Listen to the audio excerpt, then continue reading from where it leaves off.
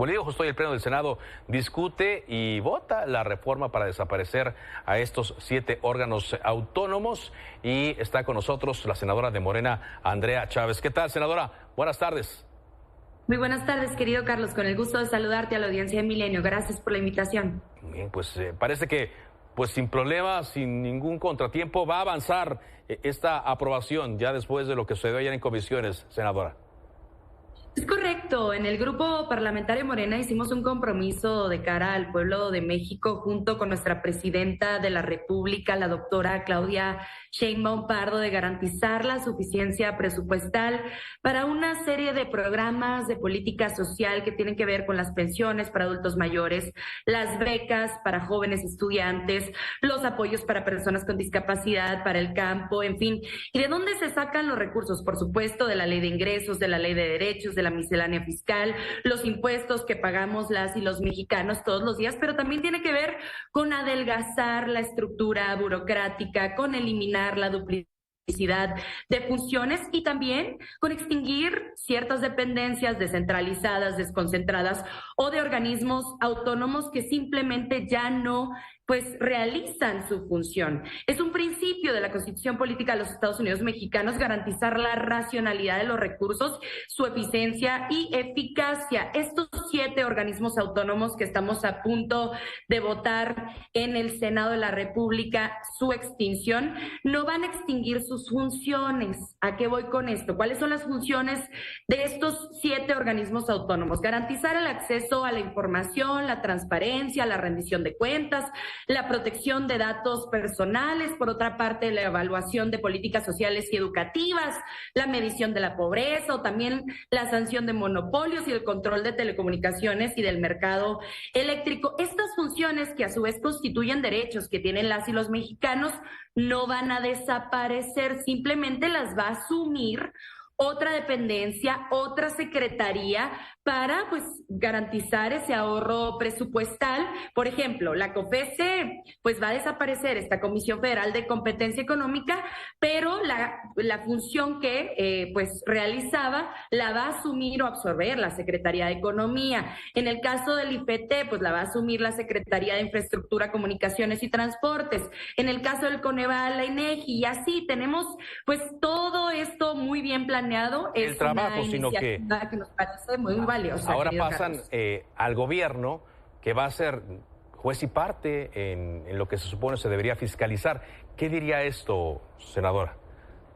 No es en el caso de todas, ¿no? Por ejemplo, en las funciones que tiene el INAI, este Instituto Nacional de Transparencia, Acceso a la Información y Protección de Datos Personales, va a pasar a formar parte de otra serie de otros organismos autónomos. Por ejemplo, el Instituto Nacional Electoral, lo que será el Tribunal de Disciplina del próximo Poder Judicial de la Federación, o las Contralorías Internas de los Congresos locales, del Congreso de la Unión. No es en el caso de todas, y esto garantiza mayor transparencia en el ejercicio de los recursos públicos, que ya no se encuentran en este tipo de fideicomisos como el que nos informabas hace un par de minutos, de miles de millones de pesos en donde se ejercen los recursos de forma discrecional, pero también completamente opaca. No hay una rendición de cuentas hacia el pueblo de México. Mira, por comentarte uno de los ejemplos que más nos duelen las y los mexicanos, según una serie de auditorías realizadas por la Auditoría Superior de la Federación, dentro de cada uno de estos organismos autónomos se han dado casos de corrupción tremendos, escándalos. Por ejemplo, que muchos de los funcionarios o servidores públicos que se encuentran en este momento laborando en esos organismos autónomos no cuentan con la escolaridad necesaria para poder fungir como tal, o hay redes de nepotismo, están las redes de parentesco, que el primo, que el hermano, que la mamá, que el hijo, se dan adjudicaciones directas de compraventa de determinados bienes, muebles o inmuebles, o de servicios hacia familiares de los propios funcionarios, o inclusive a empresas de los propios funcionarios.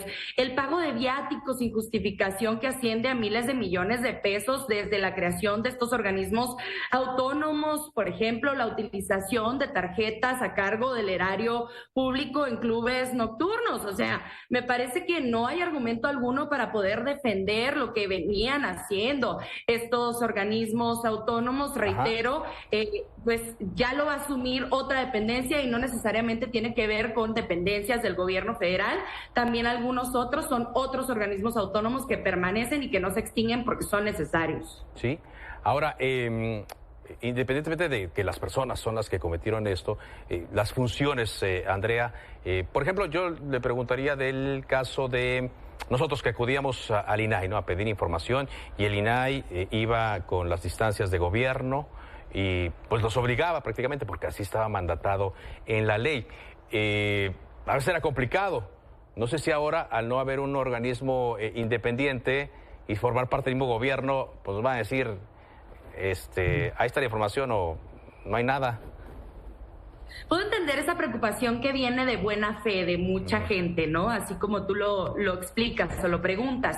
Simplemente decirles, hay ya disposiciones en las leyes que mandatan a todas las instituciones del cuerpo público del Estado mexicano que les obligan a tener unidades de transparencia. Por ejemplo, aquí en el Senado tenemos una unidad de transparencia que está obligada a responder en determinados plazos, con determinadas condiciones, con determinado tipo de información las solicitudes de transparencia. El INAI simplemente era un intermediario, pero las y los ciudadanos tienen el derecho de hacer estas solicitudes ante cada una de las unidades de transparencia. Dentro de este dictamen de simplificación orgánica, no se eliminan esas disposiciones de obligación de rendición de cuentas hacia los servidores públicos o hacia las dependencias públicas, como ya te lo decía. Ya está residiendo esa facultad en los organismos internos de control, en las unidades de transparencia y en las propias auditorías, tanto federal como estatales o locales.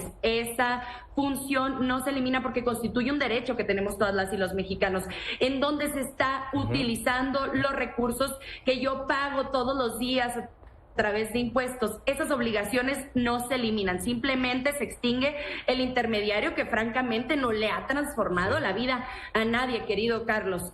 Las unidades de transparencia seguirán teniendo la obligación de contestar en lapsos, en plazos y con las preguntas que le hacen los ciudadanos. Ayer algunos senadores daban argumentos como que era un retroceso, como que la ciudadanía saldría perdiendo. Carolina Villano del PRI decía que la democracia saldría perdiendo al desaparecer estos órganos. ¿Qué diría a estos argumentos? Pues en primer lugar, los dinosaurios no nos pueden venir a hablar de democracia, lo lamento. Fueron ellos quienes se perpetuaron en el poder a través de las dictaduras perfectas, en donde conseguían mayorías calificadas con enormes, grandísimos sobornos de por medio en el Senado de la República o en la Cámara de Diputados. Y en primer lugar, entonces, hablar de que no son un sujeto de enunciación pues, válido como para hablar de este tipo de cosas. No conocen lo que la gente quiere, no están en las calles como todas y todos nosotros, los integrantes del movimiento de la Cuarta Transformación. También constituye pues un compromiso que hicimos de cara al pueblo de México, que estaba contenido dentro de nuestro plan de gobierno, que fue acompañado por el voto de 36 millones de mexicanas y mexicanos. En ese sentido, pues lamentablemente me parece que nadie les escucha, me parece que nadie les apoya, me parece que no le están hablando a nadie y pues en sentido contrario, nosotras y nosotros, uno, atendemos un compromiso. Dos, no eliminamos los derechos que tenemos las y los mexicanos y que están plenamente garantizados y salvaguardados en la Constitución Política de los Estados Unidos Mexicanos.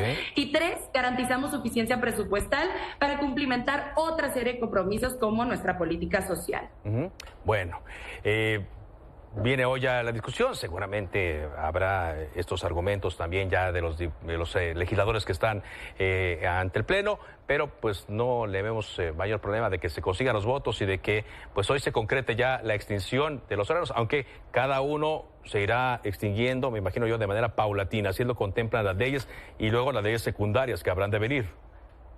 Es correcto, así lo estipulan los transitorios. Digamos, toda la parte sustantiva del dictamen tiene que ver con el qué y el transitorio tiene que ver con el cómo se hace, ¿no? Muy bien. En estos transitorios se habla pues de determinados plazos, de cómo estos organismos autónomos se van a tener que poner de acuerdo con las secretarías o con los otros organismos autónomos que van a absorber sus facultades, sus funciones, sus competencias, y en ese sentido será de forma paulatina. Así también hay que hacerlo con el tránsito de los recursos desde estos fideicomisos hacia pues los recursos que tiene disponibles el Estado mexicano dentro del presupuesto de egresos de la Federación para el ejercicio del año entrante, para poder destinarlo a otra serie de cosas, como tú lo explicas bien, querido Carlos. Muy bien. Pues agradezco mucho, senadora, que nos haya explicado, que hayamos platicado como siempre, que me haya contestado las preguntas y seguimos atentos a este tema. Gracias, un fuerte abrazo. Hasta luego.